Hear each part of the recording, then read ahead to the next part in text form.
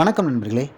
தமிழ் சினிமாவின் இன்றைய உலக அடையாளம் திரு ஏஆர் ரஹ்மான் அவர்கள் 1992ஆம் ஆண்டு ரோஜா படத்தின் மூலம் மணிரத்னம் மற்றும் பாலச்சந்தர் இருவராலும் அறிமுகம் செய்யப்பட்ட ஒரு இசையமைப்பாளர் தான் ஏஆர் ரஹ்மான்.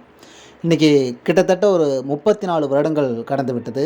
அதில் பறந்து விரிந்த உலகத்தில் எல்லா இடத்துலையும் தன்னுடைய பதிவை ஆழமாக பதிச்சிருக்காரு ஏஆர் ரஹ்மான். ஏற்கனவே 2 ஆஸ்கார் அவார்டுகளை அள்ளிட்டு வந்த ரஹ்மான் அவர்கள் இன்றைக்கி 7வது முறையாக நேஷனல் அவார்டு வாங்கியிருக்காரு. அவருக்கு நம்முடைய பாராட்டுக்கள். அதுவும் 7 முறை நேஷனல் அவார்டு வாங்கின ஒரே இசையமைப்பாளர் ரஹ்மான் அவர்கள் தான். இசைஞானி இளையராஜா 5 முறை வாங்கியிருக்காரு. அது 2வது இடத்துல தான் இருக்கார். இந்த 2 பேருமே தமிழரின் பெருமையை உலகுக்கே பறைசாட்டிகிட்டு இருக்காங்க. அவங்களால தமிழுக்கு பெருமை, தமிழர்களுக்கு பெருமை. ரஹ்மான் சார் வாங்கியிருக்கிற 7 அவார்டுகளில் 5 படங்கள் தமிழில் இசையமைச்சதுக்காக வாங்கியிருக்காரு. 2 படங்கள் ஹிந்தியில் இசையமைச்சதுக்காக வாங்கியிருக்காரு. அதாவது லகான் படத்துக்கு ஒரு அவார்டும், மாம் படத்துக்கு பிஜிஎம்க்காக ஒரு அவார்டும் வாங்கியிருக்காரு.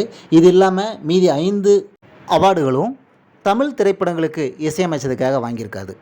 அதாவது 1992 ரோஜா படத்திற்காகவும், 1997 மின்சார கனவு படத்திற்காகவும், 2002 கன்னத்தில் முத்தமிட்டால் படத்திற்காகவும், 2017 காற்று வெளியிடை படத்திற்காகவும், 2022 பொன்னியின் செல்வன் ஃபர்ஸ்ட் பார்ட் படத்திற்காகவும் 5 முறை அவார்டு வாங்கியிருக்கார். இதில் பொன்னியின் செல்வன் மற்றும் மாம் படங்களுக்காக பிஜிஎம் பேக்ரவுண்ட் மியூசிக் பண்ணதுக்காக வாங்கியிருக்காரு.